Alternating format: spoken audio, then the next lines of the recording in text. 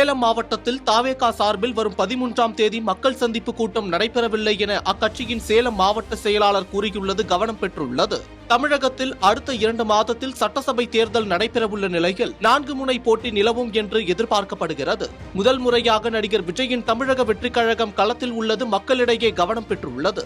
ஆட்சியில் பங்கு என்ற அதிரடி அறிவிப்புடன் கூட்டணி கதவை திறந்து வைத்திருந்தாலும் தற்போது வரை கதவின் பக்கம் யாரும் வரவில்லை. திமுக அதிமுக கூட்டணியில் அதிருப்தி அடையும் கட்சிகள் தாவேகா பக்கம் திரும்பும் என்று தெரிகிறது. வெற்றி என்ற இலக்கை நோக்கி அனைத்து கட்சிகளும் தீவிர கிரவுண்ட் ஒர்க்கில் ஈடுபட்டு வருவது மட்டும் இல்லாமல் அதற்கேற்ப தேர்தல் வியூகங்களையும் வகுத்து வருகின்றன.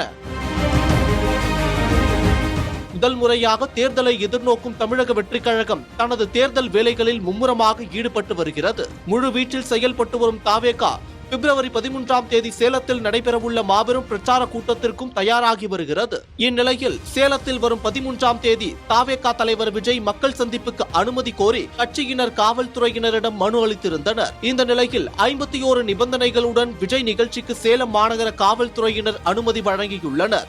குறிப்பாக 5000 பேர் மட்டுமே நிகழ்வில் பங்கேற்க வேண்டும். ஏற்கனவே நீதிமன்றம் வழங்கியுள்ள வழிகாட்டுதல்கள் அடிப்படையில் கர்ப்பிணிகள், பெண்கள், முதியவர்கள், குழந்தைகள் நிகழ்ச்சிக்கு அனுமதிக்க கூடாது என்பன உள்ளிட்ட நிபந்தனைகளோடு அனுமதி வழங்கப்பட்டுள்ளது.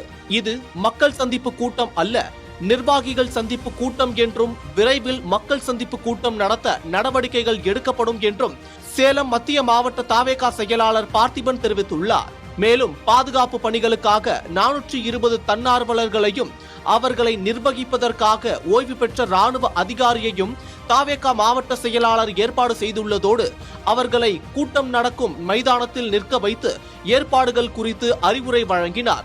அந்த அறிவுரையில் சுய ஒழுக்கத்துடனும் யாரிடமும் முகம் சுளிக்கும் வகையில் பேசக்கூடாது என்று கூறினார்.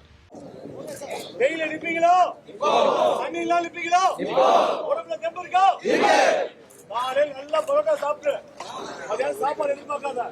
எப்படி நம்ம அப்படியே இருக்கோம், முடிஞ்சா சாப்பிடுவோம். இல்ல பொதுமக்களை பத்திரமா வந்துட்டு பத்திரமா அனுப்பிச்சு அதுக்கப்புறம் சாப்பிடுவோம். பிப்ரவரி 13ஆம் தேதி சீலநாயக்கன்பட்டி அருகே சேலம் சென்னை தேசிய நெடுஞ்சாலையில் உள்ள 11 ஏக்கர் தனியார் இடத்தில் கூட்டம் நடக்கவிருக்கிறது என்பது குறிப்பிடத்தக்கது. தமிழக வெற்றிக் கழகம் சார்பாக வருகின்ற 13ஆம் தேதி வெள்ளிக்கிழமை மதியம் 12 மணி முதல் மாலை 3 மணி வரை கழக நிர்வாகிகள் சந்திப்பு கூட்டம் இங்கு நடைபெறுகிறது. இதில் கழக தலைவர் அவர்களும் பொதுச் செயலாளர் அவர்களும் மாநில நிர்வாகிகள் கலந்து கொண்டு சிறப்பிக்க இருக்கிறார்கள். அதைத் தொடர்ந்து இன்று பார்த்தீங்களா, இந்த பாதுகாப்பு கருதி எங்க தமிழக வெற்றிக் கழகத்தைச் சேர்ந்த அனுபவம் மிக்க ஏற்கனவே பல நிகழ்ச்சிகளில் கழக தலைவருடனும் எங்கள் நிகழ்ச்சிகளிலும் கலந்து கொண்டு பாதுகாப்பு கொடுத்த தன்னார்வலர்கள் கிட்டத்தட்ட ஒரு 600 பேர் வந்தாங்க. அதுல 420 பேர் தேர்ந்தெடுத்து சிவக்குமார் ராணுவத்திலிருந்து ரிட்டையர்ட் ஆன அண்ணன் சிவகுமார் ஜேஓசியா இருக்கிறாரு. அவர் வந்திருக்காரு. அவர் தலைமையில் எல்லாத்துக்கும் ட்ரைனிங் கொடுத்துட்டு பாதுகாப்பு ஒத்திகை, மலையில எப்படி போய் நிக்கிறது, எப்படி பார்க்கணும், பின்னாடி மலை ஒன்று இருக்கு, அதுல யாராவது வரக்கூடாது, ரோட்ல எப்படி கிராஸ் பண்ணாம வருகின்ற நிர்வாகிகளையும் பொதுமக்களுக்கும் பாதுகாப்பா இருக்க வேண்டும், பாதசாரிகளுக்கும் வாகன ஓட்டிகளுக்கும் எந்த இடைஞ்சலும் வந்துடக்கூடாது, உள்ள என்ட்ரன்ஸ்ல எப்படி நிக்கிறது, யார் எப்படி இதுக்கு எல்லாத்தையுமே அனுமதிச்சுட்டு கொடுத்துருக்கோம். அடையாள அட்டை, அந்த அடையாள அட்டை இருப்பவர்களுக்கு எந்த வழியாக வர வேண்டும், எப்படி வரும் என்ற பாதுகாப்பு ஒத்திகை இங்க நடைபெற்றது. அவங்க எல்லாத்துக்குமே ட்ரைனிங் சிவகுமாரன் அவர்கள் அவர் கொடுத்திருக்காரு. மிலிட்டரியில ஜேஓசியா இருந்திருக்காரு, அவர் தான் கொடுத்துட்டு இருக்காரு. இல்ல, ஏன்னா இப்ப பாத்தீங்கன்னா அடுத்ததாக இது 13ஆம் தேதி அன்னைக்கு தளபதி தேதி கொடுத்ததுனால முதல்ல அதை மாற்றக்கூடாது என்பதற்காக எங்க கழக பொதுச் செயலாளர் அவர்களை சொல்லி தளபதி கிட்ட அனுமதி வாங்கி இதை நிர்வாகி கூட்டமா மாத்திருக்கிறோம். கண்டிப்பாக மக்கள் சந்திப்பு கூட்டம் அடுத்த மாசம் போதிய அவகாசம் எடுத்துக்கொண்டு காவல்துறை அனுமதி பெற்று மக்கள் சந்திப்பு கூட்டம் நடைபெறும். அப்ப எல்லா மக்களையும் கண்டிப்பாக தளபதி சந்திப்பார். அது இன்னும் கழக பொதுச் செயலாளர் அவர்கள் கழக தலைவர்கிட்ட பேசிட்டு கண்டிப்பா சொல்லுவாரு. நிர்வாகிகள், எங்க நிர்வாகிகள் இருக்காங்க பாத்தீங்களா, அவங்க இப்ப வார்டு செயலாளர் இருக்காங்க, பகுதி செயலாளர் இருக்காங்க, அந்த மாதிரி அவங்க தேர்ந்தெடுத்து 5000 பேர் அவங்கள உள்ள அனுமதிக்கிறோம்.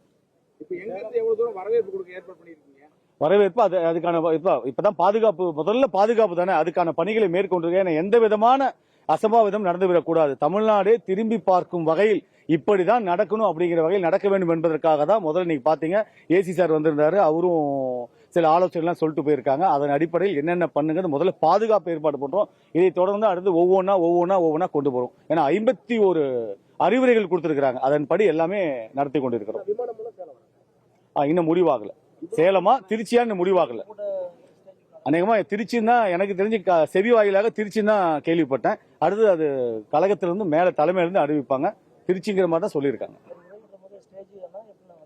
இல்ல வாகனம் பிரச்சார வாகனத்திலிருந்து தான் உரையாற்றுகிறார். பிரச்சார வாகனம் தான் அதுல உரையாற்றுறார். எந்த ஸ்டேஜ் வந்து நாங்க போடல. இது இவங்க நிர்வாகி பாதுகாப்பு போட்டு பாக்ஸ் போடுறோம். இரும்புல அந்த பாக்ஸ் போடுறோம். அதுல தான் நிர்வாகிகள் இருக்க போறாங்க. அதுல இருந்து உரையாற்ற போறாங்க.